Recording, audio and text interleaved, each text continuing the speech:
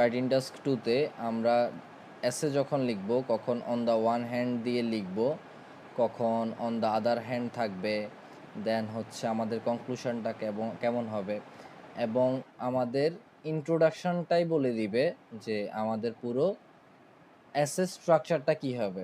গত ক্লাসে আমরা বলছিলাম to what extent do you agree or disagree যদি থাকে, আমাদের হাতে তিনটে অপশান থাকবে এসে লেখার জন্য। তার মধ্যে একটা হচ্ছে মোস্টলি অ্যাগ্রি করা অথবা মোস্টলি ডিসঅ্যাগ্রি করা। কেমন, আমরা পুরোপুরি অ্যাগ্রিও করব না, পুরোপুরি ডিসঅ্যাগ্রিও করব না, ডু ইউ অ্যাগ্রি অর ডিসঅ্যাগ্রির মতো করে। তো এই নিয়মটা হচ্ছে আইএলটিএলস অ্যাডভান্টেজ ক্লাসের যে টিচার আছেন উনি এমন নিয়মে হচ্ছে এসে প্রোভাইড করে থাকেন, স্যাম্পলগুলা, এক্সাম্পলগুলা, যেটাই বলেন, স্ট্রাকচার যেটা উনি প্রোভাইড করে। তো আমরা যদি ওনারটা শিখবো, আমাদের শিখার খাতিরে আমরা ওনার ওয়েটা ফলো করব। বাট আমরা আমাদের রাইটিংয়ের নিজেদের সুবিধার জন্য, ফ্লেক্সিবিলিটি আনার জন্য বাকি ভেরিয়েশনগুলো শিখতে হবে। আর আমি একটা আপনাদের কাছে সিক্রেটের মতো একটা জিনিস রিভিল করি, যেটা আমার স্টুডেন্ট যারা আছেন তারা জেনে থাকেন, যে আমরা যদি মোস্টলি অ্যাগ্রি অথবা ডিসঅ্যাগ্রি করি, অর্থাৎ পার্শিয়ালি অ্যাগ্রি বা ডিসঅ্যাগ্রি করি, সেই ক্ষেত্রে আমাদের রাইটিং টাস্ক টু আইএলটিএলসের অনেক বেশি ইজি হয়ে যাবে। কজ আমরা যদি কমপ্লিটলি অ্যাগ্রি বা অথবা কমপ্লিটলি ডিসঅ্যাগ্রি, দুইটার মধ্যে যদি একটা করে এই ডু ইউ অ্যাগ্রি অর ডিসঅ্যাগ্রির অ্যাসেটা লিখি, তাহলে আমাদেরকে অনেক বেশি সিনোনিম ইউজ করতে হবে, প্যারাফ্রেজিং করতে হবে। অপরদিকে আমরা যদি পার্শিয়ালি অ্যাগ্রি অর্থাৎ মোস্টলি অ্যাগ্রি অথবা মোস্টলি ডিসঅ্যাগ্রি, দুইটার যে কোনো একটা করি, সেই ক্ষেত্রে আমাদেরকে প্যারাফ্রেজিং নিয়ে খুব একটা চিন্তা করতে হবে না, সিনোনিম ভাবতে হবে না। এই টেকনিকটা আমি ক্লাস যতটুকু আগাবে মাঝে হচ্ছে বলার ট্রাই করব। এটা এখন বললেও অনেকে ধরতে পারবেন না, আর যারা আমার ক্লাসগুলা বা আগে করছিলেন তারা তো এগুলো জানেন। এখন এখানে আমি যে পার্শিয়ালি এগ্রি বলছি, তার মানে কি? তার মানে হচ্ছে এখানে মোস্টলি এগ্রি বলতে কি, আসলে আপনি পুরোপুরি এগ্রি করতেছেন, আপনি অনেকটা এগ্রি করতেছেন। আর এই থার্ড নাম্বারটা হচ্ছে আপনি মানে অর্ধেক এগ্রি করতেছেন এবং অর্ধেক ডিসএগ্রি করতেছেন, সমান সমান 50-50। কিন্তু এখানে 50-50 করার চান্স নাই। এখানে আপনি যদি মোস্টলি এগ্রি করেন, তাহলে ধরুন 75% আপনি এগ্রি করছেন আর 25% আপনি ডিসএগ্রি করছেন। বিষয়টা হচ্ছে এমন।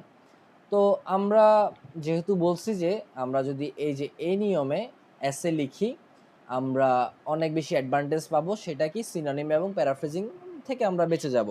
এছাড়াও এই যেই ভ্যারিয়েশনটা স্ট্রাকচারের, সেটা আমরা discuss both views, advantage disadvantage এসে যেটা, ওগুলাতে অনেকগুলো এসে স্ট্রাকচার আমরা এটা ইউজ করতে পারবো। তো এখন আমি একসাথে এগুলাকে কম্বাইন এখনো করি নাই, কজ আমরা হয়তো কনফিউজড হয়ে যেতে পারি।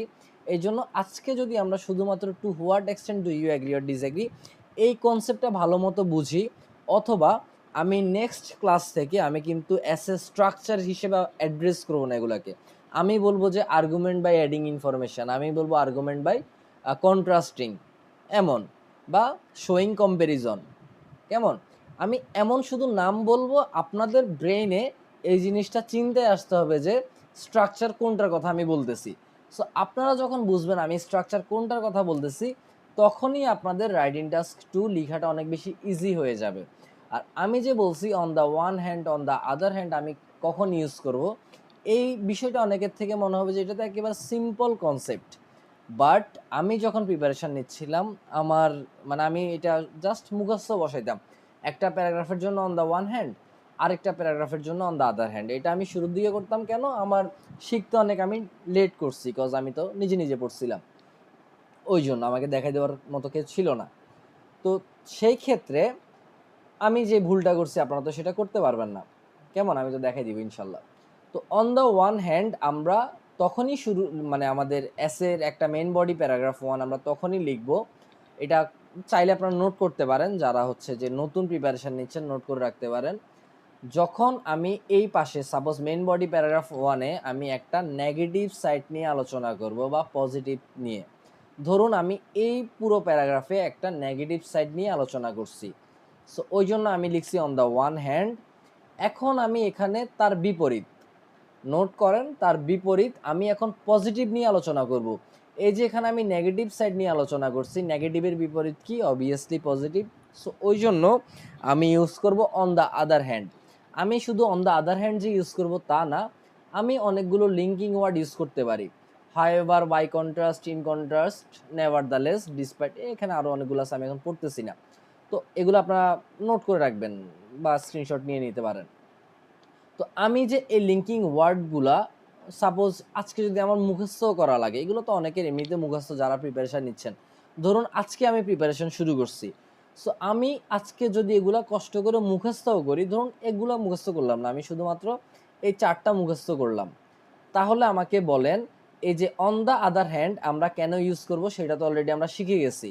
আমরা উপরে হচ্ছে এই যে নেগেটিভ সাইড নিয়ে আলোচনা করছি, এখন পজিটিভ সাইড নিয়ে যেহেতু আলোচনা করব, ওই পজিটিভ সাইড নিয়ে আলোচনা বিপরীত বুঝাইতে আমরা on the other hand use করতেছি, কমা, লিঙ্কিং ওয়ার্ডের পরে সবসময় কমা বসে, এটাও নোট করে রাখেন।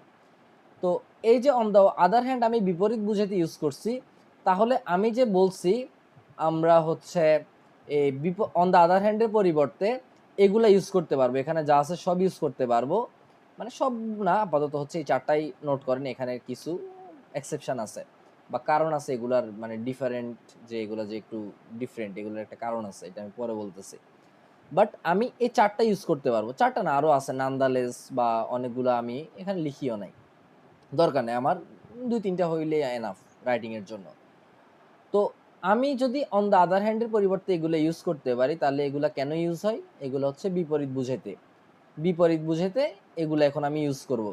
তাহলে আমাকে আর লিস্ট ধরে শিখা লাগবে না, আমি যদি লিস্ট ধরে শিখিও, আজকের পর থেকে আমি এই লিঙ্কিং ওয়ার্ডগুলা ইজিলি আমার রাইটিংয়ে ইউজ করতে পারবো, বা আমি যখন রিডিং পড়বো ক্যামব্রিজের, আমি বুঝবো যে এগুলা দিয়ে কি বুঝাইছে। আমি যখন নেভারদালেস দেখবো, আমি বুঝবো যে নেভারদালেসের আগে একটা নেগেটিভ সাইড নিয়ে আলোচনা হয়েছে, এখন নেভারদালেস যেহেতু লিখছে তার মানে এখন পজিটিভ সাইড নিয়ে আলোচনা হবে। কেমন? বিষয়টাই হচ্ছে এটা। তো এটা আপনাদের রিডিং অনেক বেশি ইজি করে ফেলবে যখন আপনারা রাইটিংয়ের এই কনসেপ্টগুলো বুঝে যাবেন। সো এটা অনেকের কাছে ইজি মনে হইলেও আমার কাছে এই জিনিসটা ইম্পর্টেন্ট। এছাড়াও আমাদের ইন্ট্রোডাকশনটা, মানে আমরা যখন চিন্তা করব, আমরা ইন্ট্রোডাকশনটা ওইভাবেই লিখব। সো ধৈর্য ধরে ক্লাসটা যারা নতুন বা যারা আমার সাথে আসলে অত বেশি ইন্টারাকশন করার সুযোগ হয় নাই, লাস্ট পর্যন্ত দেখেন, আশা করি রাইটিং নিয়ে আপনাদের মানে অনেকটা কনসেপ্ট ক্লিয়ার হয়ে যাবে, আর মানে কনফিউজড থাকা লাগবে না। তো আমাদের কোশ্চেনটা হচ্ছে to what extent do you agree or disagree. তো যেহেতু আমি আমার এই ভিডিওটা আমার স্টুডেন্ট 2জনের জন্য বানাচ্ছি, তাও আমি ধরে নিলাম যে এই ভিডিওটা যারা নতুন দেখতেছেন তারা রাইটিংয়ের অনেক কিছুই জানেন না, একেবারে বেসিক থেকে আপনারা প্রিপারেশান নিচ্ছেন। সো আপনাদের জন্য বলি, রাইটিং টাস্ক 2 এর একটা কোশ্চেন টাইপ হচ্ছে to what extent do you agree or disagree. আর কি কোশ্চেন টাইপ আছে সেটা আমাদের জানার দরকার নাই, ধরে নিলাম আমাদের রাইটিং টাস্ক 2 তে শুধুমাত্র এই কোশ্চেন টাইপ, বাকিগুলো নিয়ে আমাদের এখন চিন্তা করার প্রয়োজনই নাই। তো টু হোয়াট এক্সটেন্ট এটা আজকে আমরা খেয়ে ফেলবো, যাতে এটা নিয়ে আমাদের আর সমস্যা না থাকে, এরপর আমরা আরেকটা ধরবো। টু হোয়াট এক্সটেন্ট মানে তুমি কতটুকু পর্যন্ত এটার সাথে অ্যাগ্রি অথবা ডিসএগ্রি করতেছো, কেমন? তো আমার কোশ্চেনটা এখানে আমি মানে ক্যামব্রিজের যে কোশ্চেনটা, বা এটা হচ্ছে অ্যাকচুয়াল একটা কোশ্চেন থেকে সম্ভবত নেওয়া, বা আমি প্র্যাকটিসের সময় পাইছিলাম। The use of mobile phones and computers for communication has negatively affected our reading and writing skills. তো এই কোশ্চেনটা যখন আমি পাবো, আমার কয়েকটা জিনিস নোট করে ফেলতে হবে, হোক ব্রেনে, হোক খাতায়, হোক কম্পিউটার স্ক্রিনে। তার মধ্যে একটা হচ্ছে আমার মেন যে থিমটা, এই এসের মধ্যে, এই কোশ্চানের মধ্যে, সরি এস না, এই কোশ্চানের মধ্যে আমার মেন থিম হচ্ছে মোবাইল ফোন এবং কম্পিউটার। কিসের জন্য? এখানে বাংলা আছে, আপনারা যারা মানে বুঝতেছেন না বা আমার মতো দুর্বল স্টুডেন্ট, তারা এখানে হচ্ছে বাংলাটা সহ পড়ে নেবেন, যাতে আপনাদের পরবর্তী বা পজ করে বাংলাটা পড়ে নিতে পারেন। এই কোশ্চানের বাংলা হচ্ছে এটা। বাট এখানে অনেকের মতে এই জিনিসটা এক্সট্রা, এখানে এই সাম পিপল বিলিভ এটা এখানে আসে নাই, সো এটা এক্সট্রা, বাকি সবগুলো হচ্ছে সেম। তো এখানে আমার মেইন কনসেপ্টটা হচ্ছে মোবাইল ফোন এবং কম্পিউটার কিসের জন্য? ফর কমিউনিকেশন, যোগাযোগের জন্য। সেটা আমাদের নেগেটিভলি মানে অনেক খারাপভাবে ক্ষতি করছে, খারাপ প্রভাব ফেলছে কিসের উপর? রিডিং অ্যান্ড রাইটিং স্কিলসের উপর। সো এই রিডিং অ্যান্ড রাইটিং স্কিলস যেমন আমার মেইন থিম, মোবাইল ফোন এবং কম্পিউটারও আমার মেইন থিম, এবং ফর কিসের জন্য? কমিউনিকেশন, এটাও আমার মেইন থিম। এখন আমাকে চিন্তা করতে হবে এইটা কি নেগেটিভলি এফেক্ট করছে কি করে নাই। এটা আমার মেইন থিম না। আমি চাইলে বলব যে না, এটা আমাদেরকে নেগেটিভলি এফেক্ট করেই নাই। আমি বলব যে I completely disagree with this view। সেটা হচ্ছে আমাদের এই যে আমরা বলছিলাম কমপ্লিটলি এগ্রি অথবা ডিসএগ্রি করতে পারবো সেটার ক্ষেত্রে। বাট আজকে তো আমরা বলতেছি মোস্টলি এগ্রি অথবা মোস্টলি ডিসএগ্রি করব, কেমন? সো আমরা ওই পুরোপুরি অস্বীকার করার কোনো কারণ নাই। আমরা বলবো যে যদিও এটা মানে কি মোবাইল ফোন এবং কম্পিউটার আমরা যদি এটার মাধ্যমে যোগাযোগ করি, মানুষের মেসেজ পাঠাই, তারপরে কলে কথা বলি বা হোয়াট এভার এন্ড এখানে অনেক বিষয়, কেমন? যাই করি সেটা আমাদের রিডিং অ্যান্ড রাইটিং স্কিলের কোনো ক্ষতি করে না। বা যদি ক্ষতি করেও থাকে, সরি আমার ইন্ট্রোডাকশনটা হবে যদি ক্ষতি করেও থাকে, বাট এটার উপকারিতা অনেক বেশি। সহজ বাংলায় বুঝেন যে যদিও এই যে এখানে যদিও দিয়ে শুরু, এখানে অলদো দিয়ে, কেমন? যদিওর ইংরেজি তাহলে আমরা কি পাইলাম? অলদো। আমি এখানে কালার দিয়ে দিছি যে বেগুনি কালারের বাংলা তর্জমা হচ্ছে এটা, সবুজের হচ্ছে এটা, লালের হচ্ছে এটা, কালোর হচ্ছে এটা। বুঝে নেবেন যে এখানে কোনটার অর্থ কি বা কোন লাইনের অর্থ কি।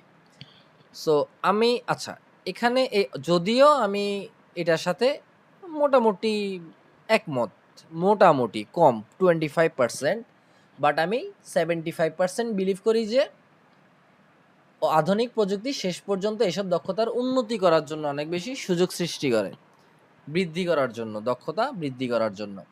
আমি ইংরেজি এখন পড়তেছি না, আমি ধরে নিলাম ইংরেজি আমার এখন প্রয়োজন নাই। আমি যদি বাংলা জিনিসটা আমার কনসেপ্টটা ক্লিয়ার থাকে, ইংরেজি আমার অটোমেটিক হয়ে যাবে, ইনশাল্লাহ হইতেই হবে, যেহেতু আমরা আইএলটিএস এর প্রিপারেশন নিচ্ছি, না হয়ে যাবে কোথায়?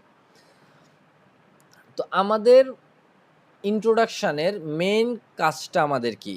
যারা আমার গত ক্লাসটা দেখেন নাই, অর্থাৎ এই পিডিএফ এর উপরে আমি যেই আইএলটিএস এর ম্যাজিক অফ 3 এর কিছু হাবিজাবি গত ক্লাসে আলোচনা করছিলাম, দেন প্যারালাল স্ট্রাকচারের, এছাড়াও আমাদের বিভিন্ন মেথডের কথা বলছিলাম যে ইন্ট্রোডাকশন আমরা অ্যাক্টিভ থেকে প্যাসিভ অথবা প্যাসিভ থাকলে অ্যাক্টিভ করতে পারি, এবং এটা মোস্ট ইম্পর্ট্যান্ট, কেন ইম্পর্ট্যান্ট সেটাও বলছিলাম, সিনোনিম রিপ্লেস করে, গ্রামার রিপ্লেস করে। এখন দেখেন আমি যদি শুধুমাত্র অ্যাক্টিভ থেকে প্যাসিভ চেঞ্জ করি, শুধুমাত্র আমি অ্যাক্টিভ থেকে প্যাসিভ চেঞ্জ করে আমার ইন্ট্রোটা হবে না, আমি এখানে কিছু না কিছু সিনোনিম চেঞ্জ করছি বা আমাকে করতে হবে। সেটা কিভাবে? ধরুন আমি এই যে শুড বি রিগার্ডেড, কেমন? এখানে হচ্ছে আপনার প্যাসিভ ইউজ হয়েছে এবং এখানে অনেকগুলো সিনোনিম চেঞ্জ হয়েছে। মেনি পিপল বিলিভ দ্যাট, এখানে সে দ্যাটের পরিবর্তে। সো গত ক্লাসটা আপনারা দেখে নেবেন, এবং আপনারা আপনাদের জন্য মেইন যেটা আমার বাড়ির কাজ থাকবে, হোমওয়ার্ক থাকবে অথবা ইনস্ট্রাকশন, সেটা হচ্ছে আপনারা ইন্ট্রোডাকশানের প্যারাফ্রেজ করার জন্য, আমাদের তো মেইন কাজ হচ্ছে ইন্ট্রোডাকশানের প্যারাফ্রেজ করা। এরপর আমরা আমাদের অপিনিয়ন দিব, আমরা এগ্রি করি না ডিসএগ্রি করি সেটা পরে আসতেছে। বাট আমরা যখন কোশ্চান পাবো, এই কোশ্চানের শুধুমাত্র সাপোজ আমি বলতেছি যে আমি ওখানে যাব, আগামীকালকে যাব, আমি এইটা সরাসরি এভাবে না বলে আমি বলছি যে আমি আগামীকাল বা হচ্ছে আমি পরের দিন সেখানে যাব। তো আমি যদি বলি আমি আগামীকাল ওইখানে যাব, এটার যে অর্থ দাঁড়ায়, আমি যদি বলি আমি পরের দিন সেখানে যাব, এটারও সেম মিনিং।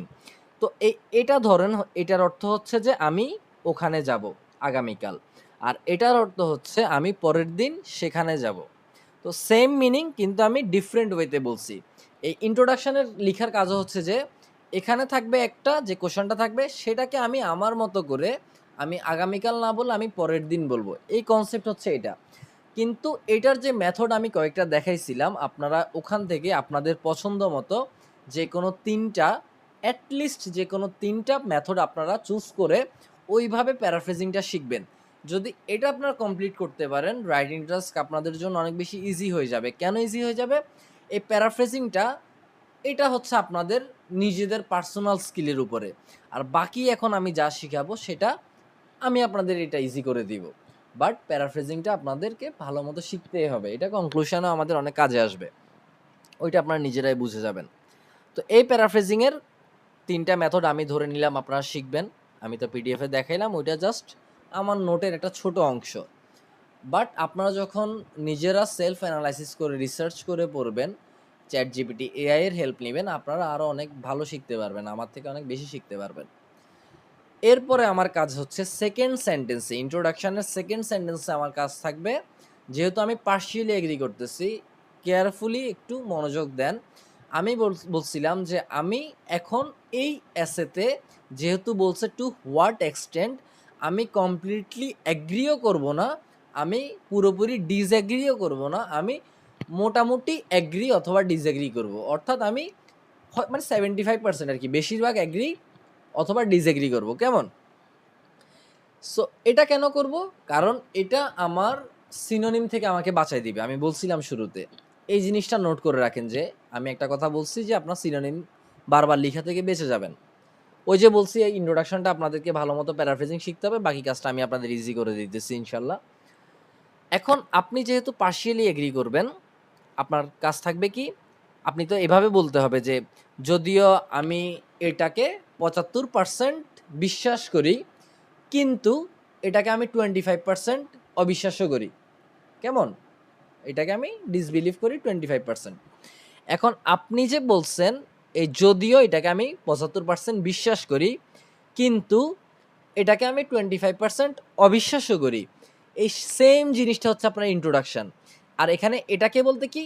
এটাকে বলতে হচ্ছে যে পুরো এই সেন্টেন্সটা যে মোবাইল ফোন এবং কম্পিউটার কমিউনিকেশনের জন্য ব্যবহার করার কারণে আমাদের যে রিডিং এবং রাইটিং স্কিলের ক্ষতি হয়, নেগেটিভ যে ক্ষতিটা হয়, সেটার সাথে আমি যদিও 75% বা ধরুন 25% হচ্ছে বিশ্বাস করেন এই জিনিসটা, আপনি 25% বিশ্বাস করেন আমাদের কিছু কিছু ক্ষতি হয়, বাট কিন্তু আপনি 75% বিশ্বাস করেন এটা হচ্ছে আমাদের জন্য ভালো, আমরা এটার অনেক উপকারিতা পাচ্ছি।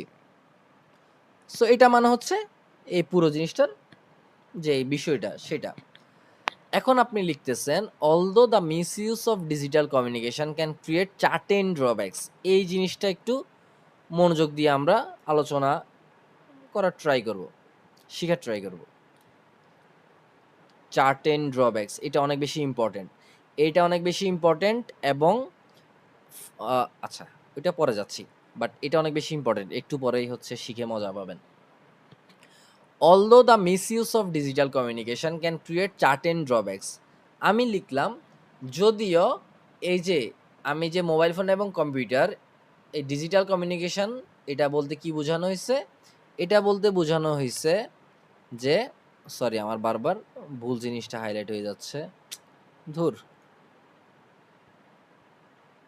এই ডিজিটাল কমিউনিকেশন বলতে বোঝাচ্ছে মোবাইল ফোনস এবং কম্পিউটার্সকে। আমি রেক্ট্যাঙ্গেলটা চুজ করে নিই। আচ্ছা, সো যারা প্যারাফ্রেজিং জিনিসটা জানেন না তারা এটা নোট করেন, মোবাইল ফোন এবং কম্পিউটারে প্যারাফ্রেজ হচ্ছে ডিজিটাল কমিউনিকেশন। কিভাবে? এই ডিজিটাল কমিউনিকেশন মানে হচ্ছে communication through mobile phones and computers অথবা communication via mobile phones and computers. মানে আপনি মোবাইল ফোন এবং কম্পিউটারের মাধ্যমে কমিউনিকেশন করাটাকে আপনি সংক্ষেপে বলতে পারতেছেন ডিজিটাল কমিউনিকেশন। আপনি ইলেকট্রিক বিজনেসকে আপনি সংক্ষেপে বলতে পারতেছেন ই বিজনেস। ওই সেম জিনিসটা মোবাইল ফোন এবং কম্পিউটারের মাধ্যমে যখন যোগাযোগ করবেন সেটা ডিজিটাল কমিউনিকেশন। তো আপনাকে বারবার মোবাইল ফোন এবং কম্পিউটার ফর কমিউনিকেশন লিখতে হবে না, আপনি ডিজিটাল কমিউনিকেশন লিখে এই জিনিসটা লিখে ফেলতে পারতেছেন। এখন যারা হচ্ছে যে এটা শুনে থাকেন যে রাইটিংয়ের জন্য অনেক বেশি ভোকাবুলারি জানতে হবে, গ্রামার জানতে হবে, কিচ্ছু লাগবে না। আপনাকে যদি এগুলা জানতে হয় তাহলে আপনার কখনো এসে আপনি লিখতে পারবেন না। আমরা যেটা 9-10 থেকে শিখে আসছি ওইটা মোর দ্যান এনাফ, একটা রাইটিংস এসে লেখার জন্য মোর দ্যান এনাফ। শুধুমাত্র আমরা প্র্যাকটিস করার প্রয়োজন। এই যে ডিজিটাল কমিউনিকেশন, আমাকে বলেন যারা ক্লাসটা দেখতেছেন 99% পার্সন পাবলিক বাট 100% মানুষরাই জানেন যে ডিজিটাল কমিউনিকেশন বলতে আসলে জিনিসটা কী। বাট আমরা যখন প্র্যাকটিস করব এটা আমাদের মানে অনেক সময় আমরা বলি না যে কথাটা আমাদের পেটে আসছে বাট আমাদের মুখে আসতেছে না, বাট আমার এটা মানে একটু ঝাপসা ঝাপসা একটু মনে আসছে, বাট আমি পুরোপুরি বলতে পারতেছি না। কেউ হঠাৎ করে এমন হয় না যে একটা নায়কের নাম আপনি বা ছবি দেখছেন তার নামটা আপনার মনে আসতেছে না। তো আমরা যখন এই প্র্যাকটিসটা করব, রাইটিংটা লিখতে থাকবো, তখন আমাদের এটা ব্রেইনে আসবে যে হ্যাঁ, আমি তো এটাকে ডিজিটাল কমিউনিকেশনও লিখতে পারি। বাট এটা কিন্তু আমাদের আগের শিখা। সো ভোকাবুলারি শিখার জন্য যে এসে লিখা অফ রাখবো, না, এটা করা যাবে না। আর আমিও আপনাদেরকে অনেক সহজ টেকনিক তো শিখাই দিবই। So although the misuse of digital communication can create certain drawbacks, আমি বলছি এটা অনেক বেশি ইম্পর্টেন্ট। আমি বলছি যে এটা এটা বলতে কি? এটা বলতে এই পুরোটা ক্যান ক্রিয়েট চার্টেন ড্রব্যাকস। এটা পুরাটা ক্যান ক্রিয়েট চার্টেন ড্রব্যাকস, যদিও যদিও এটা পুরোটা ক্যান ক্রিয়েট চার্টেন ড্রব্যাকস। আমি কিন্তু বলি নাই যে কোন ডিসঅ্যাডভান্টেজেসটা এটা ক্রিয়েট করতেছে। যারা রাইটিং টাস্কের অনেক বেশি প্র্যাকটিস করতেছেন তাদের জন্য এই কনসেপ্টটা অনেক বেশি, বা তারা ইজিলি ধরতে পারতেছেন। যদিও এই জিনিসটা ক্রিয়েট করে certain drawbacks, I disagree with this view. আমি এখানে কালার দিয়ে দিছি যে সবুজের জন্য সবুজ, সো আপনারা সেন্টেন্সের অর্থ বুঝে নিতে পারবেন।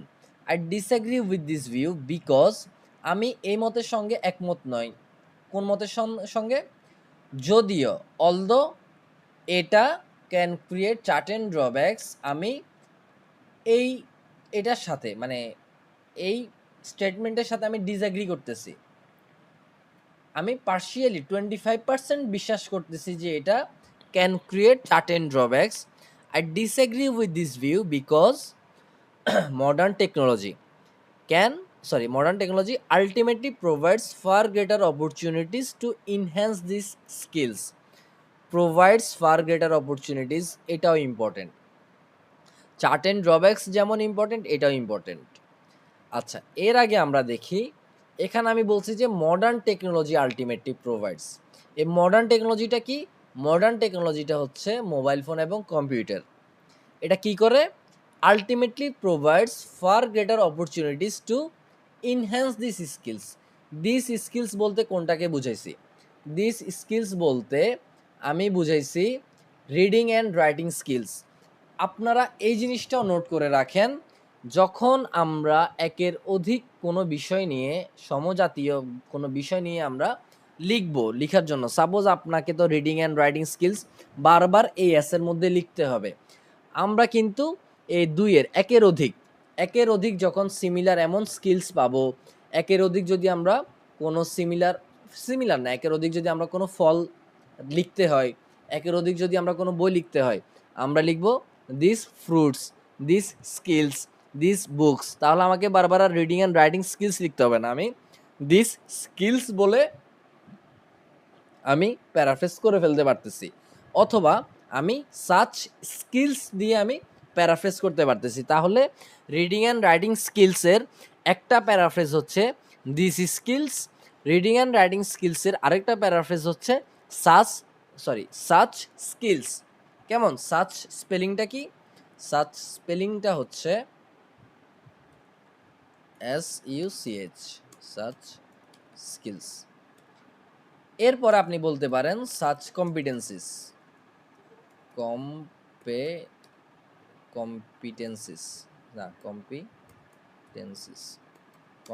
কম্পিটেন্সিস। কেমন? এই কম্পিটেন্সিস মানে হচ্ছে স্কিলস বোঝায়। সো আপনারা এই যে কম্পিটেন্সিস আমাদের জানা লাগবে না, আমরা এই this skills, such skills already এটার দুইটা ভ্যারিয়েশন আমরা শিখে গেছি অনেক সিম্পলি। তাহলে আমরা কেন অ্যাডভান্স ভোকাবুলারি শিখতে যাব?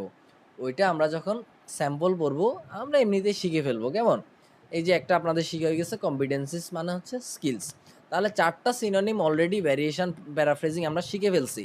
তাহলে বলেন রাইটিংটা কি সহজ নাকি কঠিন? এখন আমাদের যেটা বাকি আছে সেটা হচ্ছে বুঝার যে কনসেপ্টটা। তো আশা করি আমার এই আমি যে অপিনিয়নটা দিছি এটা আপনাদের ক্লিয়ার হয়ে গেছে। সো এই ইন্ট্রোডাকশনের মধ্যে আমার কাজটা হয়েছে কি, প্রথমে আমি কোশ্চেনে প্যারাফ্রেজ করলাম, এটার কয়েকটা মেথড আমি দেখাই দিছিলাম গত ক্লাসে, ধরলাম আপনারা এটা পারেন, কোশ্চেনে প্যারাফ্রেজ করছেন। দেন এখন হচ্ছে আপনার অপিনিয়নটা জানাইছেন। এই অপিনিয়নটা অলদো দিয়ে শুরু হওয়ার কারণ হচ্ছে আমি এটাতে পার্শিয়ালি অ্যাগ্রি বা মোস্টলি অ্যাগ্রি অথবা ডিসঅ্যাগ্রি করছি বিধায় আমি যদিও এবং কিন্তুর একটা ভ্যারিয়েশানে আসছি। যদিও ডিজিটাল যোগাযোগের অপব্যবহার কিছু অসুবিধা সৃষ্টি করতে পারে, আমি এই মতের সঙ্গে একমত নই। ধরুন এখানে কিন্তু আমি এটা লিখতে পারতাম যে এই যে কিন্তু আমি এই মতের সঙ্গে একমত নই। বাট এখানে কিন্তু লিখা লাগতেছে না বিধায় আমি বাট অথবা হাউএভার এখানে আনি নাই। কেমন? কিন্তু আপনারা এটা চিন্তা করেন যে আমরা এভাবে লিখছি যদিও এটার কিছু খারাপ দিক আছে, কিন্তু আমি এইটার সাথে ডিসএগ্রি করতেছি যে না এটা আসলে পুরোপুরি ক্ষতি করে না। কেমন? এটার অনেক ভালো দিকও আছে। এটার সাথে আমি কেন ডিসএগ্রি কেন করতেছি? কারণ এটার অনেক বেশি উপকারিতা আছে। এমন একটা বিষয়। কেমন? কি উপকারিতা আছে? এটা আমি এখনো বলি নাই। কি ড্রব্যাকস আছে? এটাও আমি এখনো বলি নাই। আমরা যখন ইন্ট্রোডাকশনে ওই যে বড়, বড় ইন্সট্রাক্টরদের অনুসরণ করে আমরা যখন এখানে ২ টা সলিড রিজন লিখব, তাহলে এটা হচ্ছে যারা নতুন তারা তো ধরতে পারবেন না। যারা পুরাতন, বিশেষ করে আমার যারা ওই যে স্টুডেন্টরা আছেন, ওনারা তো এটা ভালো করে ধরতে পারবেন। ধরুন আপনি এখানে একটা রিজন লিখছেন। আপনি লিখছেন কি? ওই যে আমি এখন যাচ্ছি কোনটাতে? আমি এখন যাচ্ছি কমপ্লিটলি এগ্রি এবং কমপ্লিটলি ডিসএগ্রি। আমি ধরলাম আমি এটার সাথে কমপ্লিটলি এগ্রি করছি বা ডিসএগ্রি করছি। তখন আমার ইন্ট্রোডাকশনটা কেমন হবে? তখন আমার যে ইন্ট্রোডাকশনটা হবে এই অলদো-ফলদো এগুলা বাদ। এই এতটুকু পুরোটা বাদ যাবে। এই আমার কোয়েশ্চেন প্যারাফ্রেজের পরে আসবে কি? আই এখানে তো এই যে ফুল স্টপ। ফুল স্টপের পরে আমার এই অলদো এগুলা তো বাদ। এরপরে সেন্টেন্স শুরু হবে I completely disagree with this view. This view মানে কি? এই ভিউটা কোয়েশ্চেনটা কেমন? কোয়েশ্চেনের প্যারাফ্রেজটা বা কোয়েশ্চেনটা। আর disagree with this view. This view মানে কি? মোবাইল ফোন এবং কম্পিউটারের মাধ্যমে যোগাযোগ করার জন্য যে আমাদের ক্ষতি হয় এটার সাথে আমি ডিসএগ্রি করতেছি পুরোপুরি। কেন? বিকজ আমি লিখলাম যে এ, এরপরে লিখলাম বিকজ হচ্ছে বি।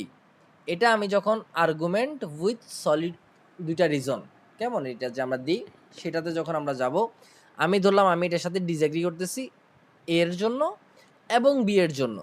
ধরুন এই রিডিং এবং মোবাইল ফোন এবং কম্পিউটারের কারণে আমরা বেশি মেসেজ করি।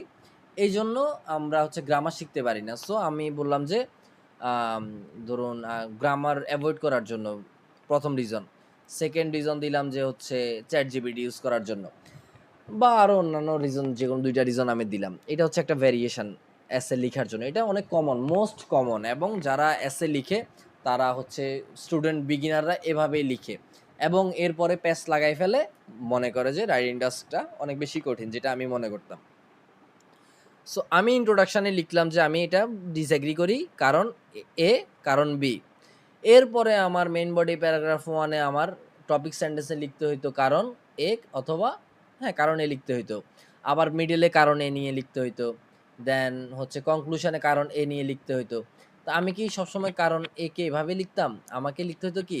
এই যে আমি বললাম যে ধরুন গ্রামার শিখতে অনাগ্রহ থেকে, কেমন? বা ChatGPT ইউজ করার মাধ্যমে। এখন আমাকে ChatGPT ইউজ করার অনেকগুলা গ্রামার ভেরিয়েশন কি জানি বলে সিনোনিম প্যারাফ্রেজিং শিখতে হবে। এটা অনেক মানে ধরে নেন যে এটা অনেক কঠিন একটা বিষয়। আমি এখন লং ডিসকাশনে যাচ্ছি না। এটা যারা আমার ক্লাস করছিলেন আগে তারা বিষয়টা জানেন যে বা আমি যখন এর নেক্সট ক্লাসে যাব তখন আপনাদেরকে দেখাই দিব যে এই জিনিসটা কেন ইজি আর ওই যে ২ টা সলিড রিজন নিয়ে ইন্ট্রোডাকশনটা লিখা কেন কঠিন। এটা আমি নেক্সট একটা ক্লাসে আপনাদেরকে দেখাই দিব। বাট আপনাদেরকে আমি বলতে চাচ্ছি যে এই জিনিসটা হচ্ছে ইজি। সো এটাকে অনেক মন দিয়ে শিখেন এবং আজকে যদি একটু মন দিয়ে শিখতে পারেন, সামনে আপনাদের জার্নিটা অনেক বেশি স্মুথ হয়ে যাবে। এখন আমি ইন্ট্রোডাকশন লিখব, আমি যখন স্যাম্পল পড়বো, আমি তো আপনাদেরকে একটা বই দিছিলাম, যারা পান নাই আমাকে নক দিয়েন। সেখানে আমি দেখলাম যে ওরা কোশ্চেন প্যারাফ্রেজ করার পরে লিখছে I disagree with this view দিয়ে। অলদো আগে দেয় না, আগে দিছে আই ডিসএগ্রি। সমস্যা নেই, আপনিও দেন। আপনি এখানে ফুল স্টপের পরে দিবেন কি? I disagree with this view because comma আসবে, এখানে কমা আসে নাই, এখন কমা আসবে। অলদোর আগে কমা আসছে ওই জন্য। অলদো ডিজিটাল কমিউনিকেশন, যেহেতু এটা আলাদা একটা ক্লজ অ্যাড করছি, although digital communication can cause certain drawbacks. এই যে এটা এখন আমার আসছে পরে। এরপরে আসছে কোনটা? এই যে দেখেন প্রথম আসছে এখন এটা, এই যে এটার পরে প্রথমে আসছে এটা, কেমন? I disagree with this view. এটার পরে I disagree with this view because although থেকে ড্রব্যাকস আসছে, ড্রব্যাকস আসছে আবার কমা, এরপর আসছে এই যে শেষের এটা মডার্ন টেকনোলজি বসায় দিচ্ছেন। এখন এটা কিভাবে বসছে, কেন বসছে, এটা হচ্ছে আপনাদের হোমওয়ার্ক। আপনারা এখন থেকে যত ইন্ট্রোডাকশন লিখবেন, যদি পার্শিয়ালি এগ্রি করেন টু হোয়াট এক্সটেন্ট টাইপের, আর আপনাদের আরেকটা কাজ হচ্ছে যে আপনারা আগামী 2 দিন at least to what extent do you agree or disagree যত কোশ্চেন আছে সব খাই ফেলতে হবে আপনাদেরকে। মানে যত স্যাম্পল আছে। তাহলে আপনাদের লিখবেনও আপনারা সেম জিনিস, আপনাদের এটা মুখস্থ হয়ে যাবে। না হলে আজকে শিখছেন, কালকে ভুলে যাবেন যদি প্র্যাকটিস না করেন। তো আপনাদের বাড়ির কাজ হচ্ছে কি? আপনাদের বাড়ির কাজ হচ্ছে ইন্ট্রোডাকশন প্যারাফ্রেজ করার পরে, কোয়েশ্চেন প্যারাফ্রেজ করার পরে একটা ভ্যারিয়েশন লিখবেন এভাবে। অলদো থাকবে আপনার আগে, আর আরেকটা থাকবে আপনার অপিনিয়নটা আগে। আপনি এগ্রি করতেছেন না ডিসএগ্রি করতেছেন সেটা এখানে আনবেন। কেমন? সবুজটা আগে নিয়ে আসবেন। এখানে আপনাকে যে ডিসএগ্রি লিখতে হবে এমন না। আপনি আই এগ্রি করতে পারেন। এখানে এগ্রি করতে পারেন, ডিসএগ্রি এটা আপনার নিজের ব্যক্তিগত। আপনি যদি এখানে মানে এটার সাথে আপনি এই যে এটা বুঝবে না আশা করি, এখন আমি আর এটা বলতেছি না যে আপনি যদি এখন এখানে এগ্রি করতে যান এখানে কিছু চেঞ্জেস আসবে, ওইটা বাদ। চেঞ্জেস আসবে কি? তখন আপনাকে বলতে হবে যে কি, যে এখানে আপনার বিপরীত স্টেটমেন্টটা দিতে হইতো। এখানে আপনাকে দিতে হইতো যে কি, অলদো এটার কিছু ভালো দিক আছে। যদিও এটার কিছু ভালো দিক আছে, আমি বিশ্বাস করি I agree with this statement যে এটা হ্যাঁ আল্টিমেটলি ক্ষতি করে।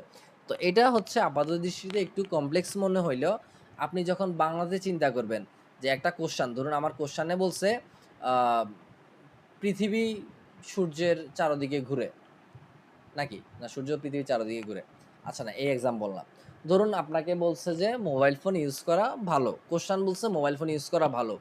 এখন আপনি যদি বলেন যে যদিও আমি বিশ্বাস করি মোবাইল ফোন ইউজ করা ভালো, কিন্তু আমি সরি হ্যাঁ কোশ্চান যে যদি বলে যে মোবাইল ফোন ইউজ করা ভালো, আপনি বলবেন যদিও মোবাইল ফোন ইউজ করার কিছু খারাপ দিক আছে, আমি বিশ্বাস করি মোবাইল ফোন ইউজ করা, I agree with this view, আমি এই স্টেটমেন্টের সাথে একমত যে মোবাইল ফোন ইউজ করা আসলেই ভালো।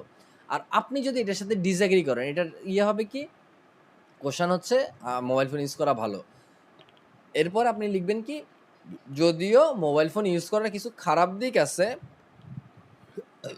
সরি যদিও মোবাইল ফোন ইউজ করার কিছু ভালো দিক আছে, আমি এই স্টেটমেন্টের সাথে ডিসএগ্রি করি যে মোবাইল ফোন ইউজ মানে একটু মানে আমি চিন্তা করতে আমার থেকে এখন ওই যে গোলাই ফেলতেছি, বাট ঠান্ডা মাথায় চিন্তা করলে এই জিনিসটা ইজি যে কেন এগ্রি কেন ডিসএগ্রি কখন দিবেন, আগে পরে কি বসবে। কেমন? এটা ইজি বিজি আপনাদের জন্য, আপনারা এগুলো ভালোই বুঝেন। এখানে কি নোট করছি, এখানে হচ্ছে this view that frequent digital communication weakens reading and writing skills. আচ্ছা, এখানে একটা জিনিস নোট করছি আমি, সেটা হচ্ছে যে আমরা বিকজ কখন বসাবো, অ্যাস কখন বসাবো। যদিও এটা টপিকের সাথে রিলেভেন্ট না, আমরা ইন্ট্রোডাকশানে পরে আমরা কিন্তু মেইন বডি প্যারাগ্রাফ 1-এ যাওয়ার কথা। এটা শুধুমাত্র আমি নোট করছি যাতে আপনাদের বিকজ এবং অ্যাসের এই যে অ্যাস, এটার কনফিউশনটা আপনারা দূর করতে পারেন। অ্যাস কেমন? আচ্ছা, কিভাবে?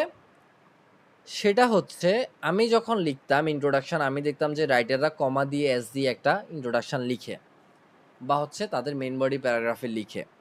সো আমি বিকজ ইউজ করব যখন আমি চাচ্ছি আমার অপিনিয়নকে ডিফেন্ড করতে সরি, আমি যখন এটাকে মানে এই যে আমার অপিনিয়নকে আমি বলতেছি যে কেন আমি ডিসএগ্রি করতেছি, বিকজ কারণ আমার অপিনিয়নকে আমি ডিফেন্ড করতেছি।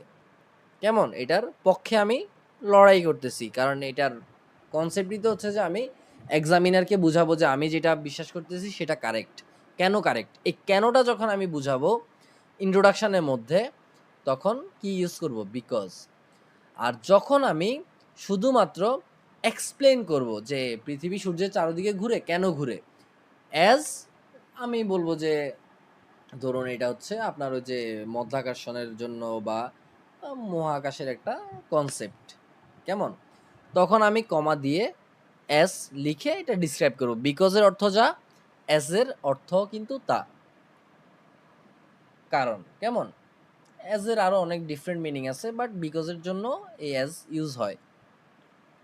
সো এটা আপনারা ভালো করে পড়বেন এবং আশা করি বুঝছেন যে এটার পার্থক্যটা কি।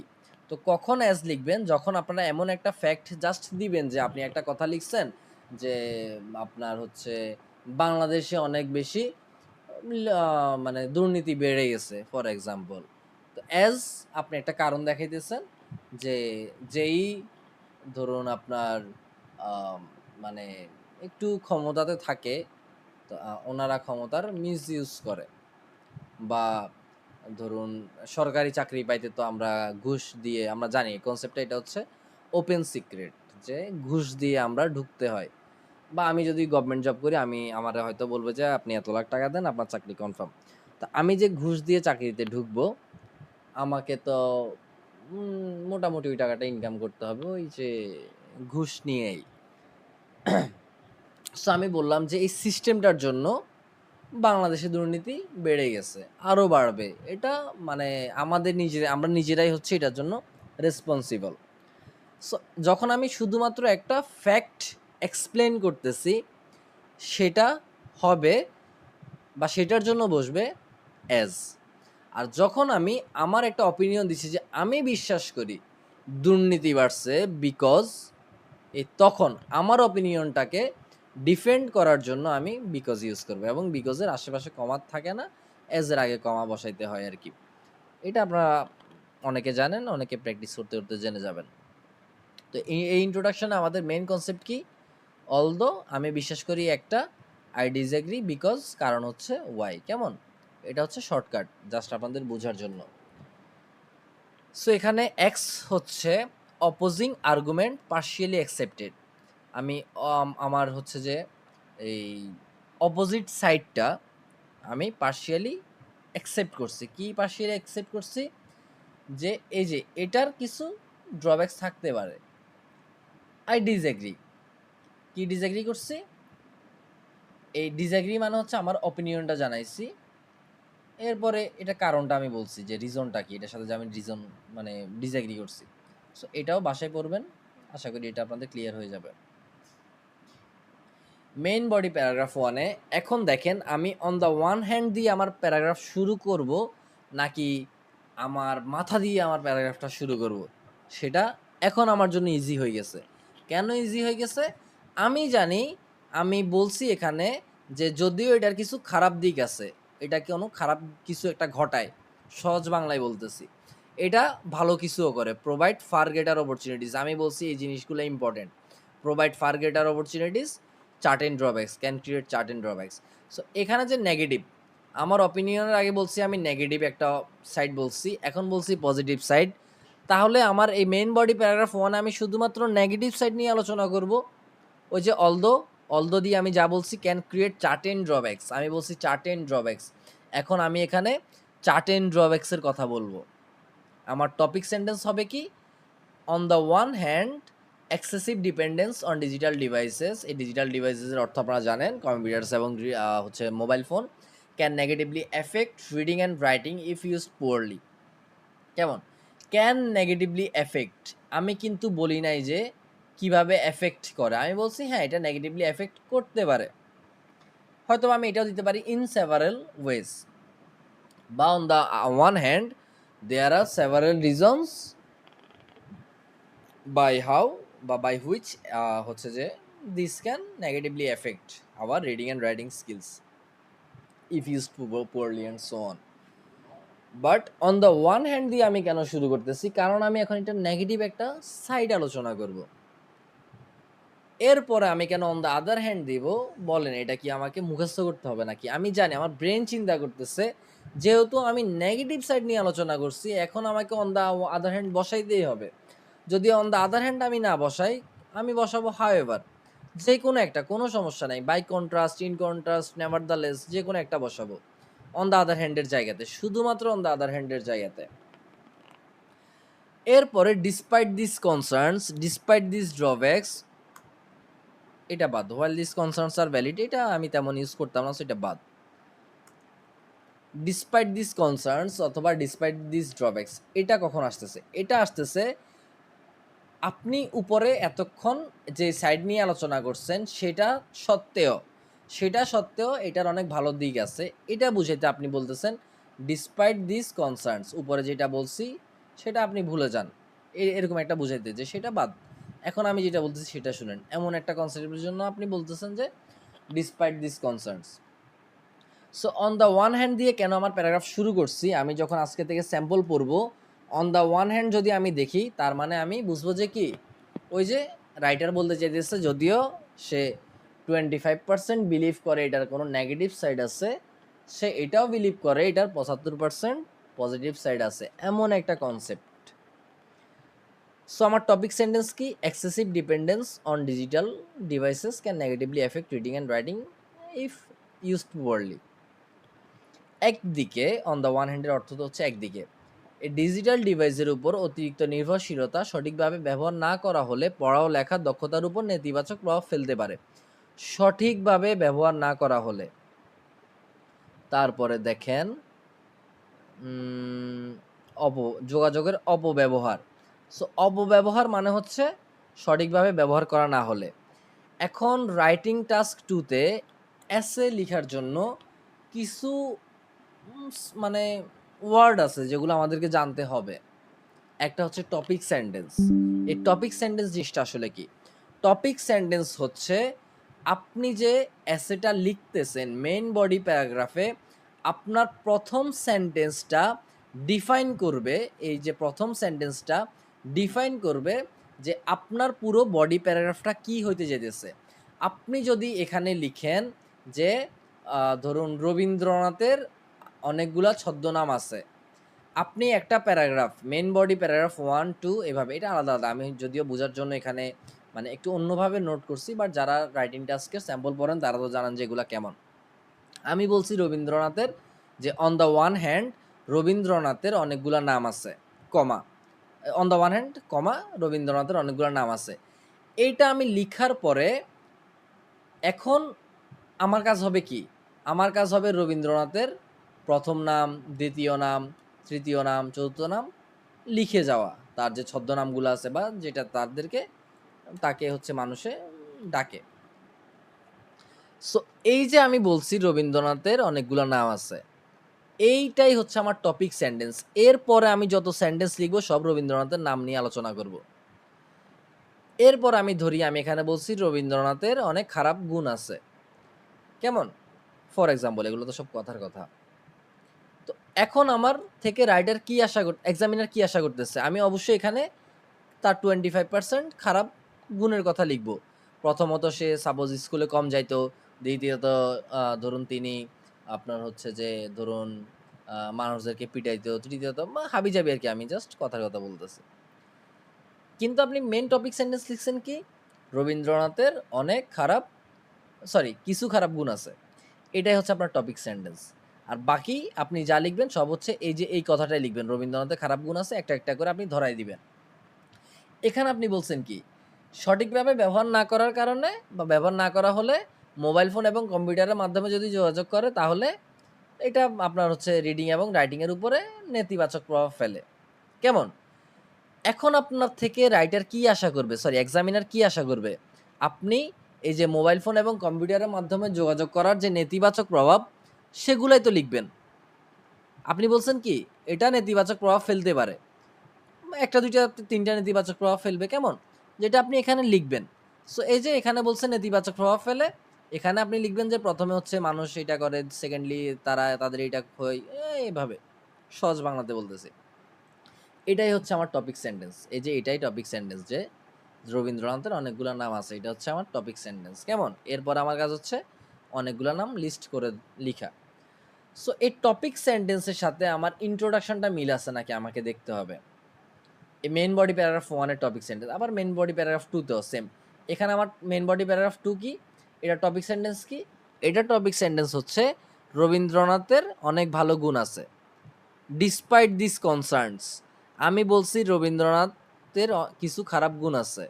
আমি এই যে টপিক সেন্টেন্স লিখার পরে আমি তার খারাপ গুণগুলা বর্ণনা করছি। অন দ্য ওয়ান হ্যান্ড, এখানে হচ্ছে অন দ্য ওয়ান হ্যান্ড ধরুন, কেমন?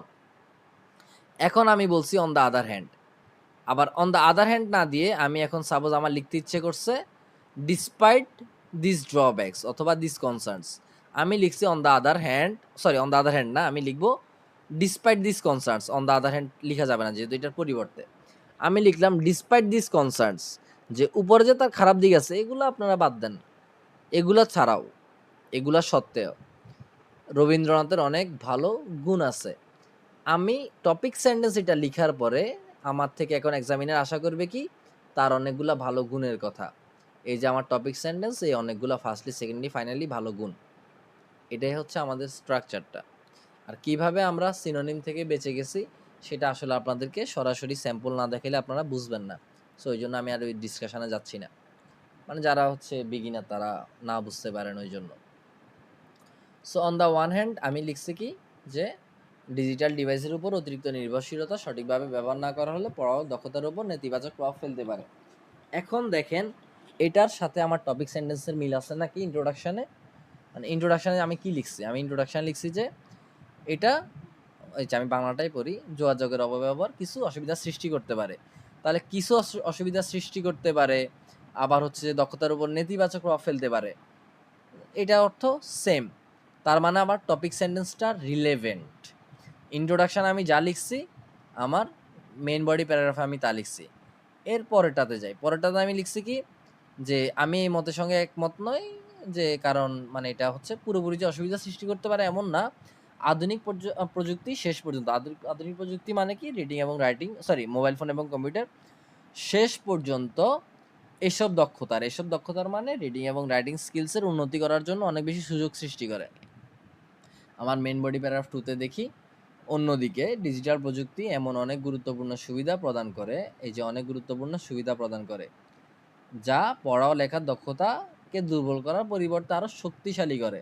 তার মানে আমি ইন্ট্রোডাকশানে যেটা বকে আসছি এতক্ষণ, এই যে ইন্ট্রোডাকশানে যে আমি লিখলাম এতক্ষণ যা লিখছি, তার সাথে আমার মেইন বডি প্যারাগ্রাফের টপিক সেন্টেন্স কি রবীন্দ্রনাথের কিছু, এই যে অন দ্য আদার হ্যান্ড অপরদিকে তার অনেক ভালো গুণও আছে, তার অনেক ভালো গুণের টপিক সেন্টেন্সের সাথে আমার ইন্ট্রোডাকশানের ম্যাচ করতেছে।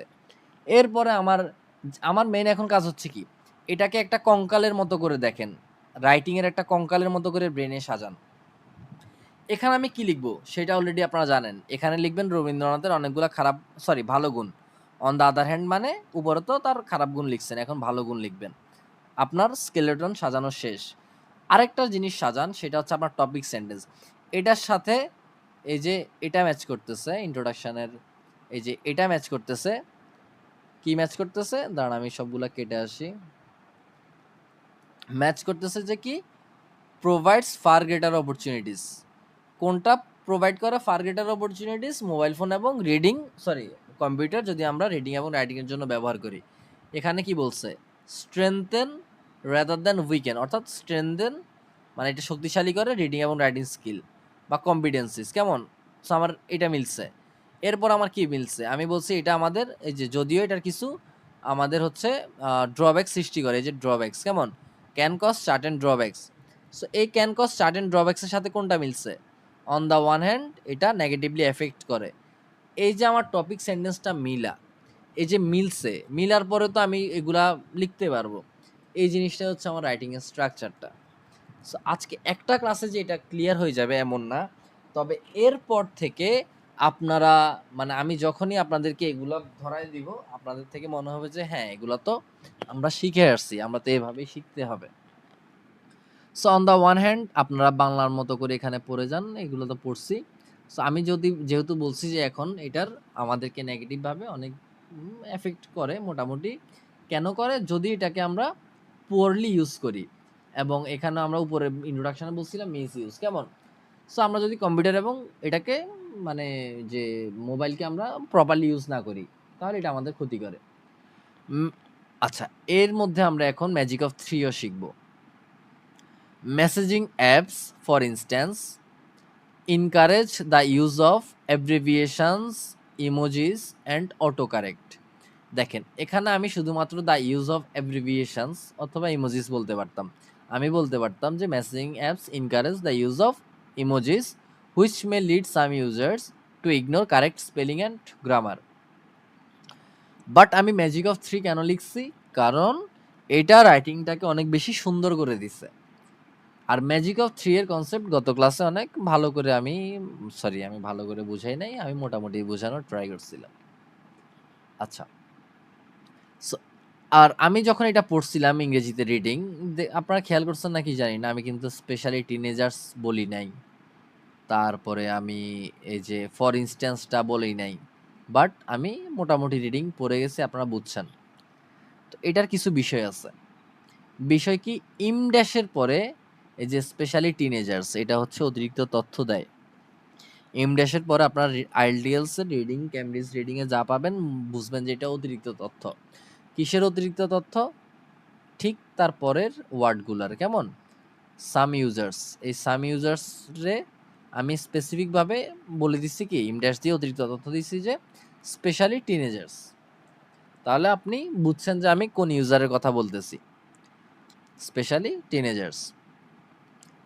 আচ্ছা, এরপরে ফর ইনস্ট্যান্স না দিয়েও আমি কিভাবে পড়ছি, আমি এখানে পড়ছি যে messaging apps encourage the use of abbreviations which may lead some users to ignore.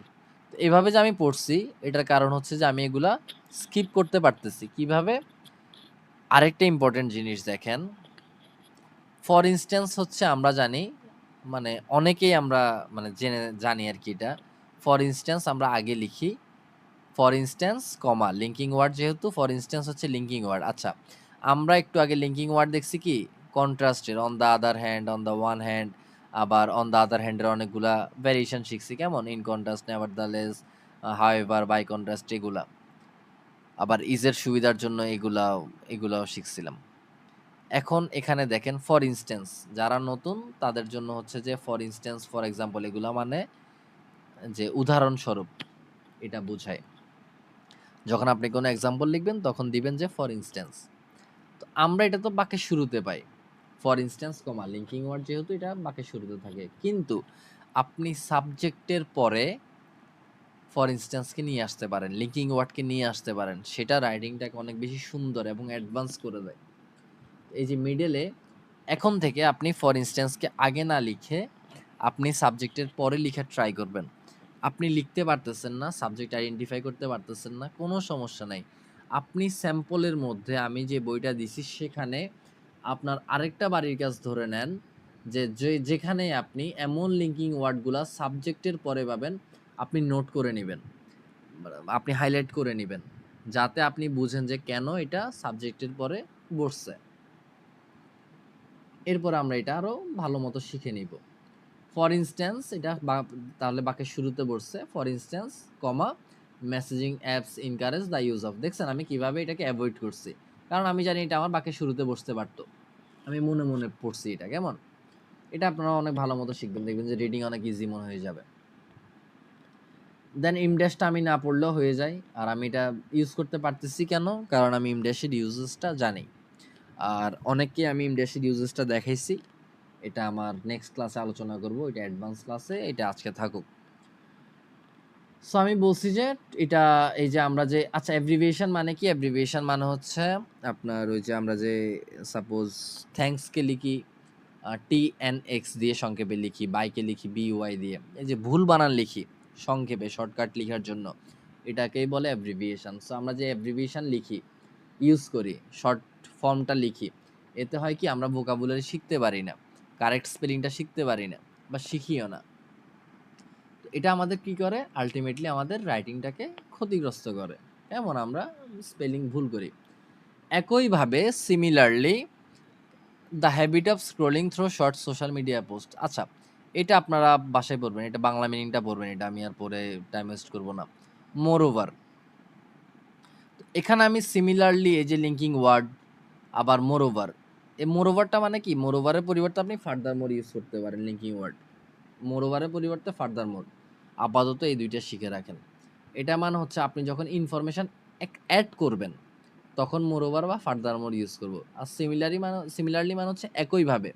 একইভাবে কি আপনি আচ্ছা আমরা এখানে কি করতেছি, আমরা রবীন্দ্রনাথের খারাপ দিকটা এখানে আলোচনা করতেছি, কেমন মোবাইল ফোন এবং কম্পিউটারের খারাপ দিকটা আলোচনা করতেছি। আমাদের টপিক সেন্টেন্স ছিল কি এটা নেগেটিভলি এফেক্ট করে, কিভাবে এফেক্ট করে আমরা হচ্ছে যে ধরে ধরে এটা বলতেছি যে এটা আমাদের এই যে এই কি জানি স্পেলিং এবং শিখতে দেয় না বা আমরা শিখি না। একইভাবে আমরা যে সোশ্যাল মিডিয়া পোস্ট করি, কেমন এটা পড়লে বুঝবেন, একইভাবে আমরা রিডিংয়ের এটা ক্ষতি করে। মোর ওভার, তারপর হচ্ছে মানে আরও, আমরা যদি আরও কিছু বলতে যাই, মোর ওভার, ফার্দার মোর মানে এছাড়াও আরও কি ক্ষতি করে সেটাও শুনেন, এটা বলতে চাইতেছি এক্সামিনারকে। If people rely too heavily on predictive text functions, যে আপনি শুধুমাত্র লিখছেন যে আমি, সে বলে দিচ্ছে আমি যাই, কেমন, এতে হবে কি, এতে আপনার যেই সৃজনশীলতা সেটা হারাই যাবে। সো এই যে প্রেডিক্টিভ টেক্সট ফাংশনের সাথে আমরা পরিচিত হচ্ছি, AI টুলস ইউজ করতেছি, আবার এই এআই টুলস কি, সাচ অ্যাজ চ্যাটজিপিটি, কেমন বলে দিছি নির্দিষ্ট করে। So they may also lose confidence in composing sentences independently. ওই যে সে আমারে আমির পরে যাই বলে দিছে, আমি আর ভাবি নাই, আমি লিখছি, যার ফলে আমার স্বাধীনতা, মানে আমার ব্রেন স্বাধীন চিন্তা করার এটা কমে যাচ্ছে। আমি যে একটু অথেন্টিক রাইটার হব, সেটা হইতে পারতেছি না, এমন একটা বিষয়। দিস রিস্কস, আমি বলছিলাম যে একই জাতীয় কিছুর জন্য আমরা দিস অথবা সাচ ইউজ করব। ওই যে সাচ বুকস, কেমন সাচ স্কিলস, একটু আগে আমরা পড়ে আসছি। তো দিস রিস্কস মানে কি, এই যে সমজাতীয় রিস্ক যেগুলা বলছি সেগুলাকে বুঝাইছি। Suggest that technology can influence literacy, এটাকে প্রভাব করে, but mainly when used carelessly. এই যে শুধুমাত্র কখন, যখন এটাকে হচ্ছে সঠিকভাবে ব্যবহার না করার ফলে, যখন এটি অসচেতন বা ভুলভাবে ব্যবহার করা হয়। তাহলে আমার উপরে যা কথা, এখানেও শেষেও তা কথা, মাঝখানে হচ্ছে কি কি ক্ষতি করে, নেতিবাচক প্রভাব ফেলে, তা এখানে আমি আলোচনা করছি। আশা করি বিষয়টা বুঝছেন, ম্যাজিক অফ থ্রি জিনিসটা দেখছেন। এখন এখানে আরেকটা জিনিস দেখেন, such as academic articles or novels.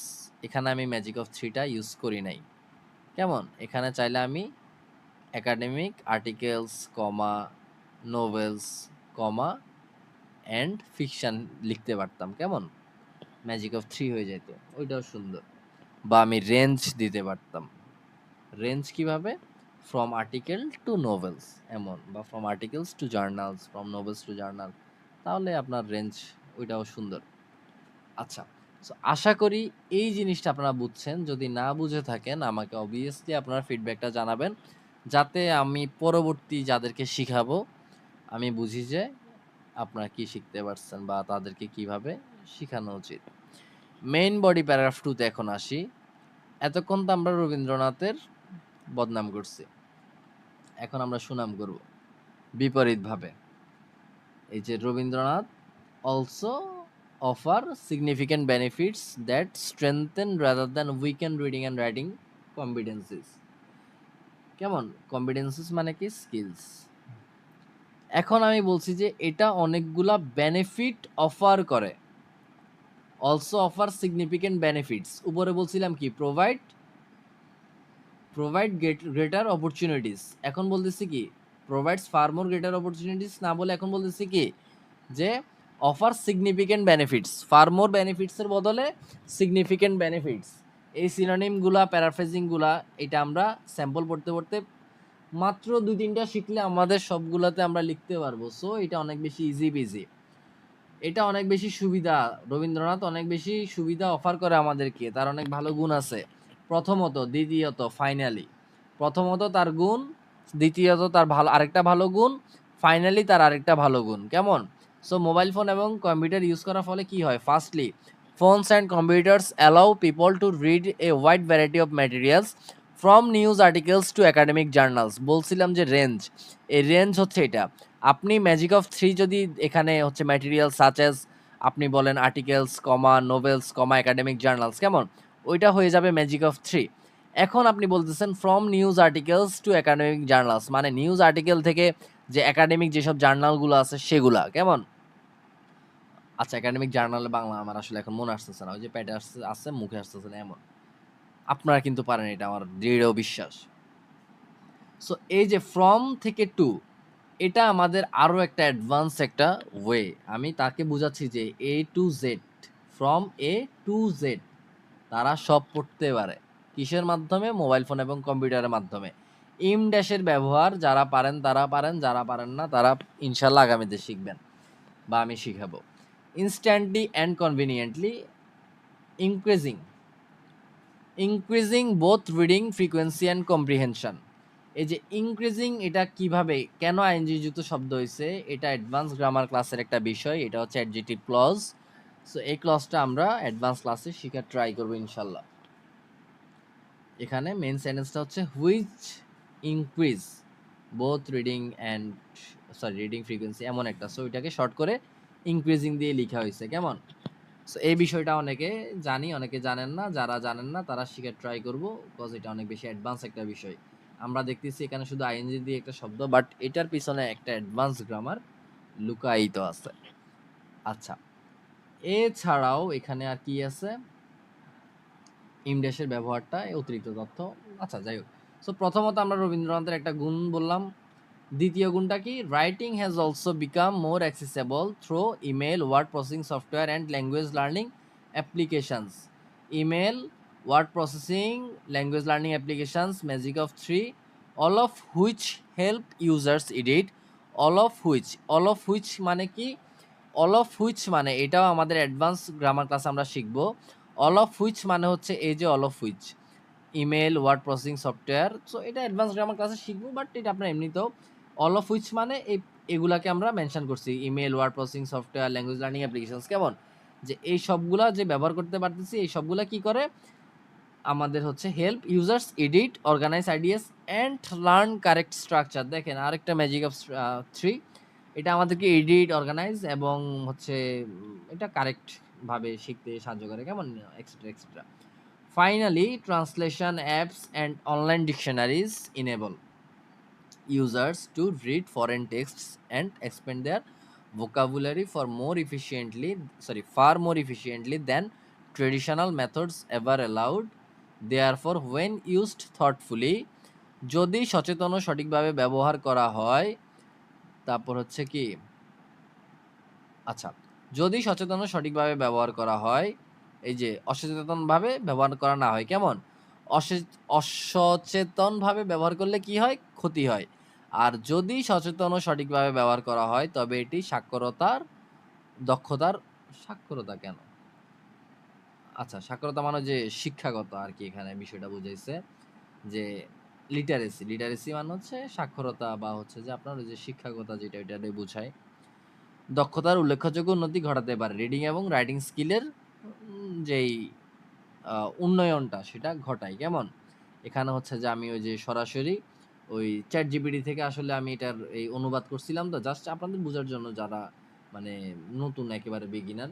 So ওরা হচ্ছে একেবারে ধরে পড়ে ইয়ে করছে আরকি, আপনার সিনোনিম গুলা করছে। আ মানে বাংলাটা করছে আরকি। আমি ওই সময় নিয়ে আসলে আমার মতো করে বাংলাটা লিখি নাই, কারণ অনেক বেশি টাইম লাগতো আমার। দেখেন আমার ডিসক্রাইব করতেই লাগছে ১ ঘন্টার মতো। আর লিখতে তো এগুলা নোট করতে অনেক, অনেক বেশি টাইম লাগছে আমার সাজাইতে। সো আশা করি এই জিনিসটা বুঝছেন। আপনারা প্রথমত, সেকেন্ডলি, ফাইনালি দিয়ে কেন আমরা ফার্স্টলি, সেকেন্ডলি, ফাইনালি কেন লিঙ্কিং ওয়ার্ড কেন ইউজ করছি? কারণ আমরা সিরিয়াল ধরে তার সুনাম করছি। কেমন?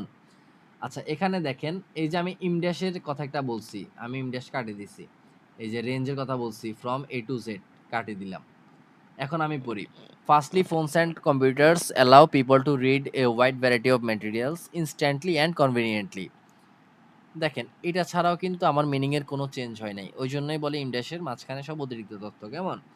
Increasing both, which increase both reading frequency and comprehension, এমন একটা বিষয়। আচ্ছা, তো এই যে এই ছোট, ছোট জিনিসগুলো আশা করি আপনারা আজকে থেকে খেয়াল করবেন। ম্যাজিক অফ থ্রি খেয়াল করবেন, রেঞ্জ খেয়াল করবেন, অল অফ হুইচ থাকলে এই যে অল অফ হুইচ দিয়ে কি বুঝাইছে এগুলা খেয়াল করবেন।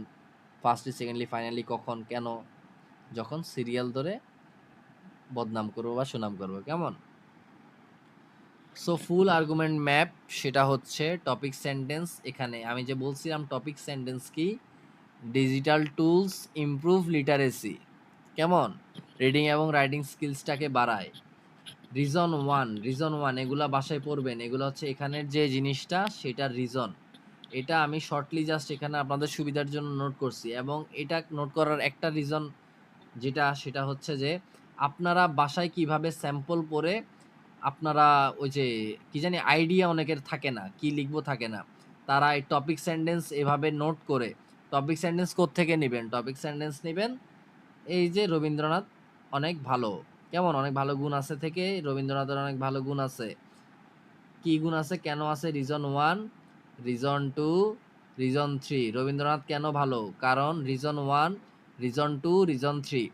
এভাবে সিরিয়াল ধরে ধরুন আপনি বেটার রাইটিং টুলসের মাধ্যমে কেমন কি করতে পারেন? এডিট, অর্গানাইজ, লার্ন, স্ট্রাকচার শিখতে পারেন। তাতে কি হয়? তাতে আপনার রাইটিংটা সুন্দর হয়, যেটা আপনি এখানে শিখে আসছেন। তারপর আপনি ট্রান্সলেশন টুলসের মাধ্যমে কি করেন? অতিরিক্ত ভোকাবুলারি শিখতে পারতেছেন। কি হয়? আপনার শিক্ষাগত যোগ্যতা বাড়তেছে। আপনি অনেক বেশি জ্ঞান অর্জন করতে পারতেছেন। সেম। আর কনক্লুশন কি? কনক্লুশন আপনি পড়বেন। এটা এখানে যা, এখানেও তা। কেমন? আচ্ছা। এরপরে আসতেছে আমাদের কনক্লুশন। আমাদের কনক্লুশনে আমি লিখছি, in conclusion despite some potential drawbacks. দেখেন, আমরা বলছিলাম যে এই যে ডিসপাইট দিস কনসার্নস, এখন আমি যদি ডিসপাইট দিস কনসার্নস আমার অন দ্য আদার হ্যান্ডের পরিবর্তে ইউজ করি, তখন আমি আমার কনক্লুশনে এটা লিখার অ্যাভয়েড করার ট্রাই করব। আর যদি আমি nevertheless, on the other hand, in contrast, however দিয়ে লিখি, তাহলে ইজিলি আমি এটা লিখতে পারি। এটা কেন? জাস্ট রাইটিংয়ে ভ্যারিয়েশন আনার জন্য। বাট লিখলে যে এটা ভুল হবে তা না। লিখলে একই যা, মানে বিষয়টা আমি ডিসপাইট একই, যে ওই যে ২-৩ বার লিখতেছি, কেমন না? ইন কনক্লুশন, যদিও এটার অনেকগুলা ড্রব্যাকস আছে, সাম পটেনশিয়াল ড্রব্যাকস, কিছু অসুবিধা থাকা সত্ত্বেও, দেখেন আমি উপরে কি বলে আসছি? আমি উপরে বলে আসছি এটার কিছু অসুবিধা আছে, যদিও এটার কিছু অসুবিধা থাকতে পারে, ক্যান কজ সার্টেন ড্রব্যাকস। এখানে বলছি কিছু অসুবিধা আছে। এখন বলতেছি যদিও কিছু অসুবিধা আছে। এটা আমি উপরে আলোচনা করছি। আই বিলিভ, আমি কি বিশ্বাস করছি? আমি বিশ্বাস করছি যে এটা আল্টিমেটলি আমাদের রাইটিং এবং রিডিং স্কিলকে বাড়ায়, ক্ষতি করার পরিবর্তে। এই কনক্লুশনটা ভালো করে শিখে রাখবেন। এটা আমি আর বিস্তারিত আলোচনা করতেছি না।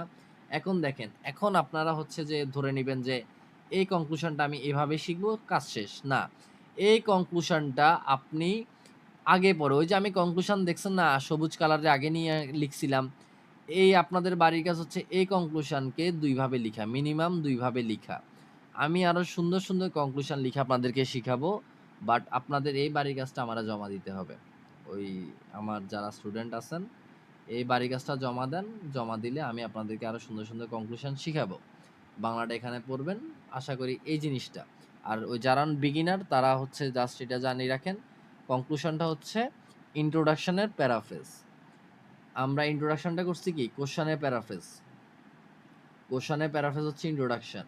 আর এই পুরা ইন্ট্রোডাকশনের প্যারাফ্রেজটা কেমন? কোশ্চেনের প্যারাফ্রেজটা হচ্ছে শুধু এতটুকু পর্যন্ত। আর ইন্ট্রোডাকশন, এই পুরা ইন্ট্রোডাকশন যখন লিখছি, আমাদের অপিনিয়ন জানাচ্ছি, এই পুরাটার ইন্ট্রোডাকশনের প্যারাফ্রেজটা আমরা কনক্লুশনে জানাবো। একটা লাইনও আমরা অতিরিক্ত লিখতে পারবো না, একটা লাইনও কমও লিখতে পারবো না। তবে হ্যাঁ, ইন্ট্রোডাকশন থেকে কনক্লুশন একটা সেন্টেন্স ছোট হয়। এটা আমি আইএলটিএস লিস্ট ম্যাডামের ক্লাস থেকে শিখছিলাম যে কনক্লুশনটা আপনি ছোট, যদি আপনি ইন্ট্রোডাকশন লিখেন ৩টা লাইনে, আপনার কনক্লুশনটা লিখবেন আপনি ২টা লাইনের মধ্যে। কেমন? আপনি এখানে খেয়াল করলে দেখবেন যে আমার কনক্লুশনটা ইন্ট্রোডাকশন থেকে ছোট। ইন কনক্লুশন, যদিও এটার কিছু ড্রব্যাকস আছে, আমি বিশ্বাস করি এটা আল্টিমেটলি অনেক ভালো। কেমন? সো এটা হচ্ছে ইন্ট্রোডাকশনের প্যারাফ্রেজ শেষ। এক কথায় ইন্ট্রোডাকশনের প্যারাফ্রেজ। আর প্যারাফ্রেজের অনেকগুলো মেথড আপনারা শিখছেন। অনেক এই বিষয়গুলো আসলে ইন্টারকানেক্টেড। তো আপনাদের যদি এই বিষয় নিয়ে যদি কোনো কোয়েশ্চেন থাকে, আমাকে অবশ্যই কমেন্টে বা পার্সোনালি যেভাবেই জানানোর জানাবেন। আর আমি হচ্ছি শাহরিয়ার ইমন। দেখা হচ্ছে নেক্সট ক্লাসে ইনশাআল্লাহ। আসসালামু আলাইকুম।